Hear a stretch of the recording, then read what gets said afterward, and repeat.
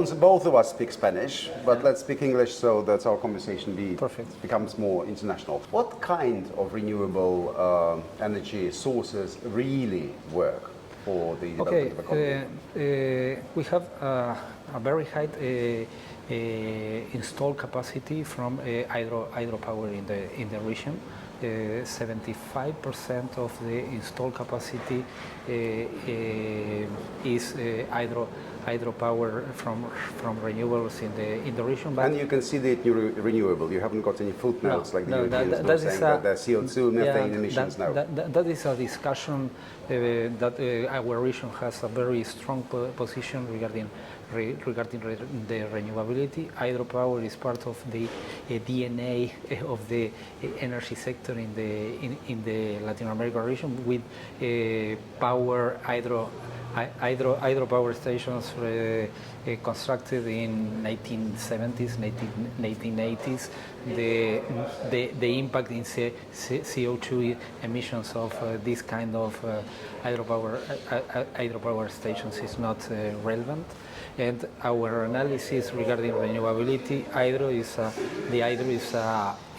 very important part of the power generation from renewable resources. There's a lot of sun in South America, yet the solar energy sources, I understand, are quite modest. It's about 5%, is it? Yeah, but it's increasing because the solar resources in some areas in the region is very good resource for power generation with. Because it's a sunny part of the world, of course. With costs of power for power generation less than $20 per megawatt hour in some regions in the southern cone, for example, in the north of Chile, and that is a very good resource.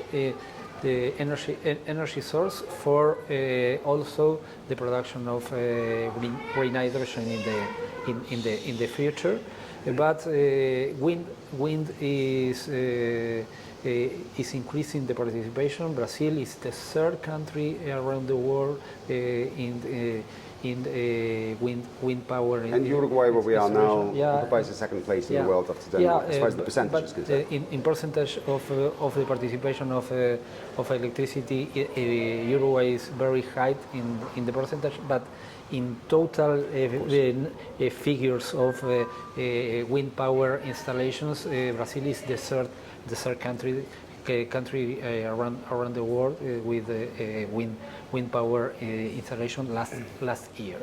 And the non-conventional renewable energies in the region is increasing the participation, but part of the secret of the region is to have the hydropower as a battery of the high penetration of non-conventional renewable energies like wind energy and solar, and we can systems operating with more than 80–90% of renewability in the energy mix.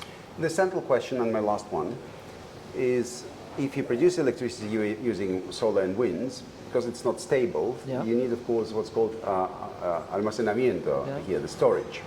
And for the storage the central question is lithium. There are lots of discussions of what's going on. What's going on with lithium in South America? Well, there are some countries with a lot of mineral resources, lithium, and we are working in a discussion between countries. Argentina, Bolivia, and Chile has important lithium resources in the Andean region. Some of the countries are producing lithium and exporting lithium products, exporting lithium products to the rest of the world. But the potential of the lithium production in some countries in the region is very high, and will be part of the development of some specific regions, sub-regions in the Latin American region, like the north of Argentina and some parts of Bolivia and some parts of Chile too. Very lastly then, do you foresee a formation of a lithium OPEC in South America, a triangle of Argentina, Bolivia and Chile controlling the world market? I can say that there are some negotiations, some discussions between countries in order to identify common strategies in order to develop the mineral resources. But? And there's no discussions regarding how to manage the market or something like that. Thank you so much indeed, Alfonso. Muchas gracias. Thank you very much.